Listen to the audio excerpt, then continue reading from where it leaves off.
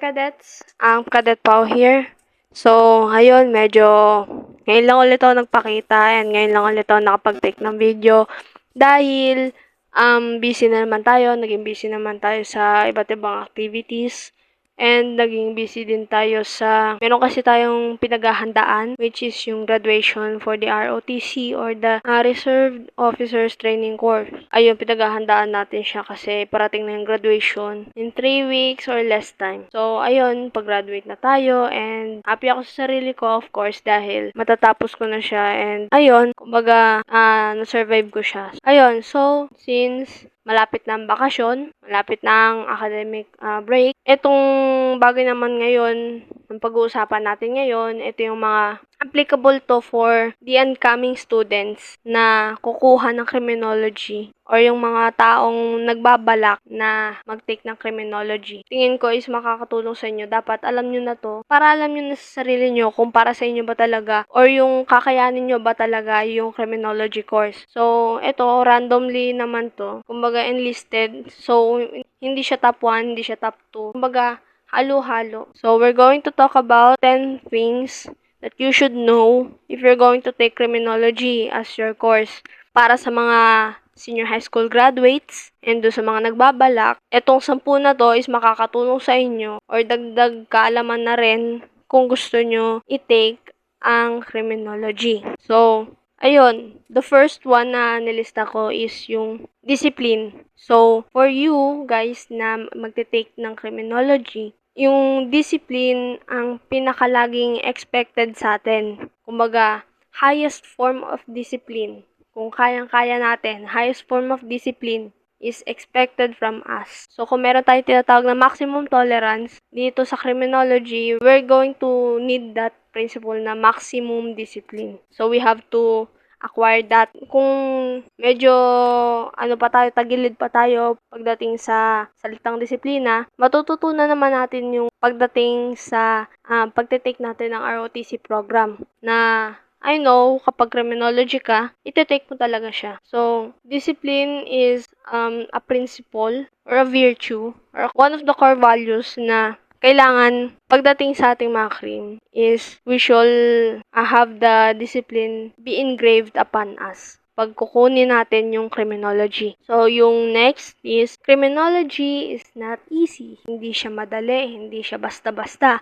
Kaya nga, lagi ko sinasabi sa inyo, kung gusto nyo, ito talaga ang kunin nyo, gusto nyo talaga makasigurado, dapat alam nyo sa sarili nyo na since criminology ang pinapasok nyo, hindi siya madali. Wala namang course na madali. But since criminology is one of the courses na take ng board examination, dapat alam nyo na hindi basta-basta or hindi madali ang criminology. Kasi nga, katulad ng sinabi ko, kukuha ng board. May board exam po. So, kung gusto mo maging registered criminologist, kailangan makapasa ka sa board examination. So, yung board examination naman na yun, kapag yun, kinuha mo, isa siya sa mga eligibility para maging qualified ka na pumasok or mag-apply sa uniform service. So, kung gusto mo maging police, yung board examination na kukunin mo, isa din yun sa eligibility. Other than sa civil service, yung isa?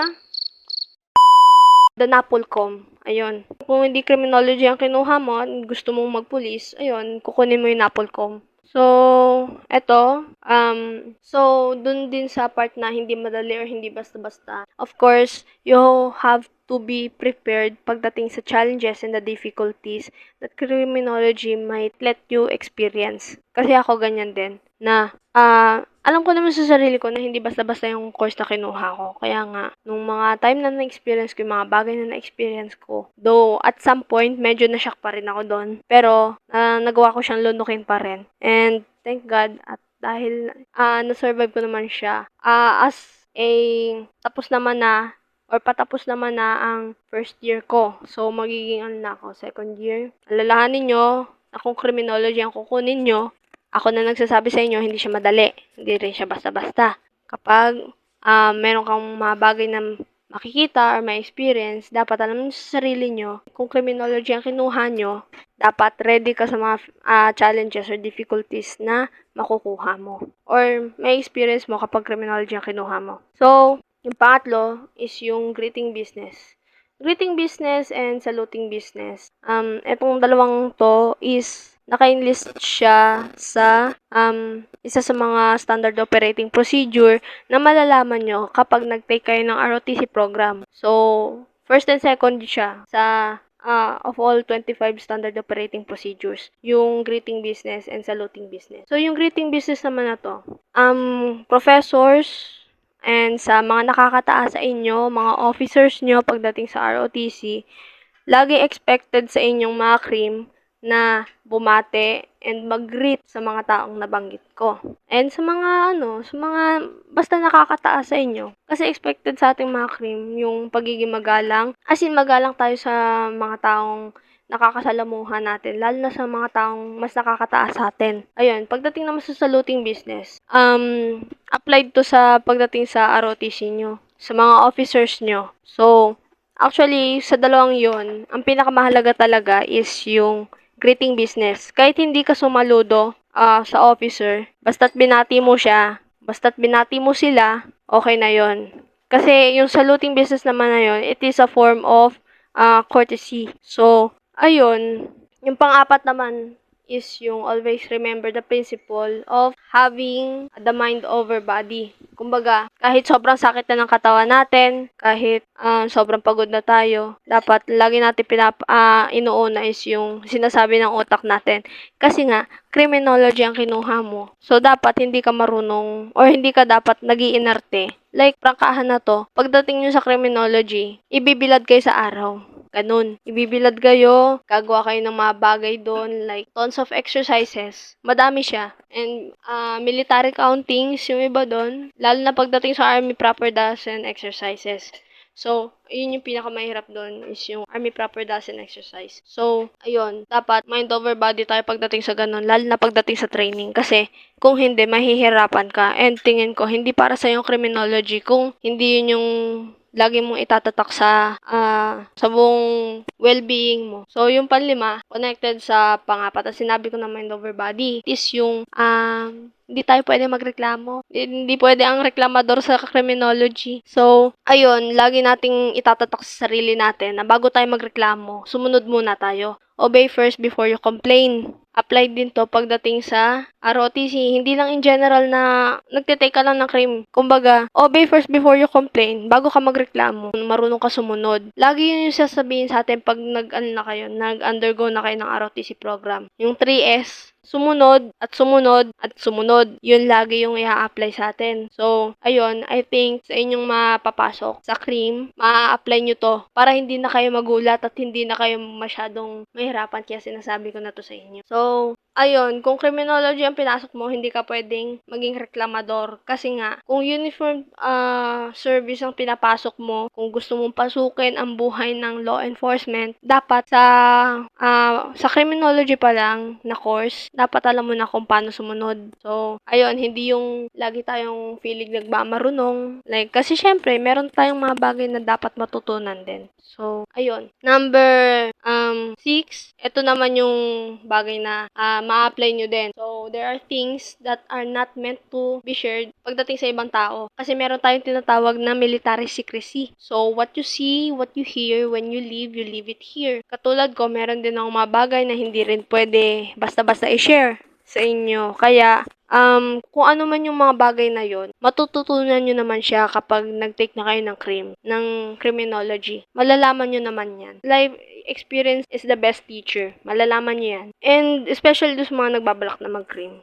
Kailangan lang maging open kayo sa experience. Good experiences, I'd say. So, ayun, yung sa military secrecy naman na nabanggit ko, katulad ng sinabi ko kanina, sa criminology kasi, isipin nyo na lang na parang isang kaibigan yan na merong mga bagay na sasabihin sa atin na malalaman natin na hindi natin basta-basta sinishare o hindi natin basta-basta pwedeng ipagkalat sa kahit sino. Kasi nga, military secrecy. Halimbawa, meron kang mga confidential information na nalaman. And since military secrecy is one of those principles na kailangan mo i-apply kapag nag-crime ka, kailangan alam mo na at masanay ka na naglilihim pagdating sa mga ganong bagay. Hindi naman masamang maglihim sa ganong manner. Hindi naman masamang maglihim doon. Kasi nga, meron talagang mga bagay na hindi dinidisclose basta-basta. So, ayun, number 7 is kapag nag-crime ka, hindi ka pwedeng tatamad-tamad. Kahit ano namang course, hindi ka pwedeng maging tamad. Though ako, sa sarili ko, minsan tinatamad din ako. Kahit hindi lang halata, tinatamad ako. Hindi nga kayang maniwala ng mga klase ko na tinatamad din ako. Pero tinatamad din talaga ako. Pero, hindi ko naman inaaraw-araw yon. Like, hindi yun pwedeng araw-arawin yung pagiging tamad. Kasi nga, criminology ang kinuha mo. Dapat marunong ka mag-notes. Dapat nagno-note-taking ka din. Madami kang babasahin. Ako lang nagsasabi sa'yo, madami kang babasahin. So, kung tatamad-tamad ka, hindi ka pwede sa crime. Sa ibang course naman, hindi ka rin pwede maging tamad. Kasi kapag naging tamad ka, paano ka matututo? Paano ka papasa? Paano ka magsusurvive? Kung tatamad-tamad ka, paano mo makukuha yung diploma na gusto mong kunin in the nearest future para makapagtrabaho ka? O, diba? So, ayun, kapag nag-crime ka, isa din yun sa mga prinsipyo, sa mga principle na kailangan alam mo sa sarili mo na hindi ka pwede maging tamad. So, ayun. 8, katulad ng ibang course, there's also a system. Sa crime, meron din tayong sistema. Like for example, meron tayong concerns, meron tayong mga hinaing, and doon sa mga hinaing na yon, doon sa mga taong lalapitan natin, meron tayong tinatawag na chain of command. Kumbaga ganun yung term na sa taong to, dapat dito muna dumaan bago doon sa mga susunod, doon sa mas nakakataas. Like, halimbawa, may concern ka sa grades mo. Kanino ka ba dapat muna lumapit? Lilapit ka muna doon sa pinakamaliit bago doon sa pinakamalaki. Kasi dumadaan yan, meron nga tayong chain of command eh. Kumbaga yung chain of command na yun, para siyang hagdan na first term muna, pangalawa yung sunod, hanggang sa makarating ka sa dulo. So, ayun. And in every course naman, there's a system na ina-apply. So, ayun, dapat alam nyo sa lahat ng bagay, merong sistema, may proseso. There's a process, there's a system. So, systematic way lagi. So, yung pang-9 is yung para to sa mga incoming ha. If you're going to take criminology, expect a lot of things that criminology will give you or will offer you. Kumbaga, expect a lot of things that will change your life. Like, paano ba? Ako, nung nagsisimula pa lang ang academic year, I get to experience things na mayroon ka talagang makikilala na yung yung medyo lalamya-lamya talaga or yung talagang mga taong hindi matitino. And nung nag-college ako, dito ako na culture shock kasi ito na prangkahan na. Kapag nag-college ka, at lalo na kapag nag-crime ka, meron ka mga makakasalamuha at makikilalang mga tao na hindi talaga matino. So, you have to choose the people na kumbaga makakapagbigay sa'yo ng good influence. So, ayun, you have to choose your friends wisely. Paano wisely? Yung tipong hindi lang puro sasaya at sarap yung ibibigay sa'yo. Like kapag kinailangan mo talaga ng tulong, nandun sila. Kusang loob. Like yung mga musta nga lang, okay na eh. Malaking bagay na ang pangangamusta. Parang form na rin siya na bibigay ka talaga ng concern sa isang tao, yung pangangamusta. So, ayun nga, makukulture shock kayo kapag nag-crime kayo. Actually, kahit hindi naman crime, makukulture shock talaga kayo in general pagdating sa college. Meron kasi talaga kayong mga makikilalang hindi matino, hindi ganun katino, hindi ganun katalino, hindi kayang kipagsabayan sa, kasi sa academic career mo. Meron talaga mga ganon. Which is, at first, hindi ko maintindihan. Sobrang bisit ako nung mga first days ko. Pero as the time goes by, naintindihan ko na, sabi ko, kaya naman pala sila ganon. Is baka ganon nga yung nakagisnan nila. Kasi ako iba yung nakagisnan ko eh. Nakagisnan ko kasi na yung happy-happy lang na, kumbaga yung matino, pero alam mo yun, hindi ganon to the highest level yung kakulitan. Kasi meron pala talagang kahit college na makukulit pa rin. And hindi talaga matino. So, ayun, dapat pagdating mo sa college, dapat pinipili mo. So, lagi nyo tatandaan lang kapag ganun na, ayun, hindi naman natin kailangan ng madaming kaibigan. Ang kailangan lang natin, kahit onte, yung totoo. Yon. So, aanhin mo yung madaming kaibigan kung madaming namimeke din sa'yo, 'di ba? So, kahit onti yung kaibigan mo, As long as sila ay totoo, I think mas mahalaga yon. So, we should always think about the quality over quantity. Hindi naman kailangan na madami.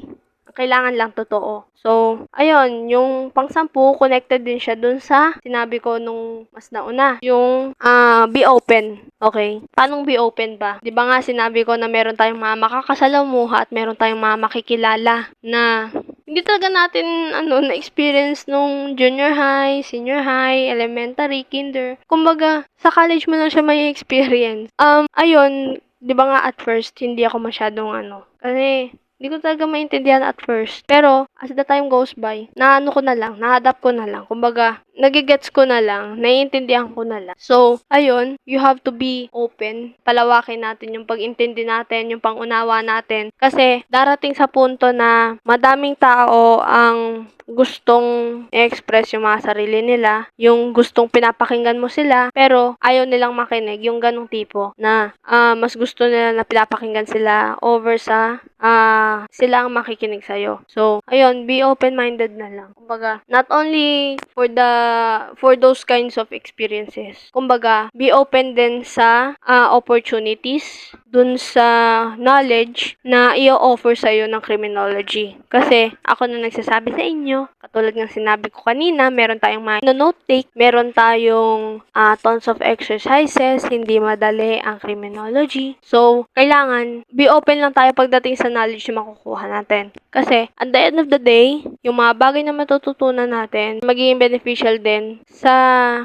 buhay natin pagdating sa hinaharap. Kumbaga, in the nearest future, magagamit natin siya. So, ayun lang naman. Kung gusto nyo ng brief, ito. First, is yung discipline. Yung discipline, expected sa atin yung mga CRIM na to the highest form of level of discipline among the other courses na nakapaligid sa atin. Pangalawa, hindi madali or hindi basta-basta. So, lagi nating iisipin, criminology ang pinapasok natin. So, dapat, sa pagpipili pa lang natin ng course, dapat, kung criminology ang pipili natin, lagi nating iisipin na hindi siya madali. Kasi the more na maging totoo na tayo sa sarili natin, meron talaga mga course na mahihirap. So, isa na ang criminology doon. Pero, tamang pagsisipag, and tamang habit when it comes to studying. Lahat ng mahirap na yon magiging madali. Kumbaga, gagaan yung dinadala mo, kahit papaan. So, pangatlo is yung greeting business, and saluting business. So, among the two,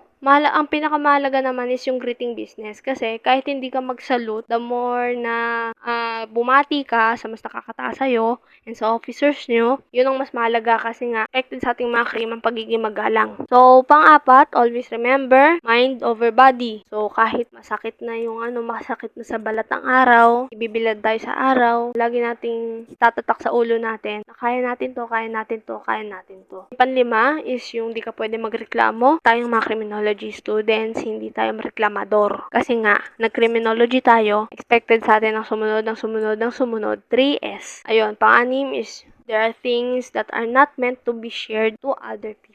Military secrecy. What you see, what you hear, when you leave it here. Pang-pito is yung hindi ka pwedeng tamad. In any other course naman, hindi lang criminology, hindi ka pwedeng araw-arawin na pagiging tamad. Kapag ganun, may hirapan ka sa pag-survive ng college. So, yung pang-walo, there's a system. Just like the other courses, meron ding sistema sa criminology. Example na nga yung katulad ng sinabi ko is yung chain of command. Meron siyang hagdan na pagdadaanan muna. Kung saan muna dapat nire-raise yung concern, dapat dito muna dadaan sa taong to, ganun. And yung pang-siyam, expect a lot of things that will change your life kapag nag-criminology course ka. So, isipin mo lagi na kung meron ka mga experiences na hindi mo na-experience nung younger levels ka ba, elementary, junior high school, senior high school, kung meron ka hindi pa na-experience dun sa mga nabanggit ko, sa college mo siya may experience. So, ayun, pansampu, and yung last natin is yung be open when it comes to understanding, when it comes to opportunities, and when it comes to knowledge. Be open do sa tatlong yon. Other than sa maging open ka sa mga taong makakasalamuha mo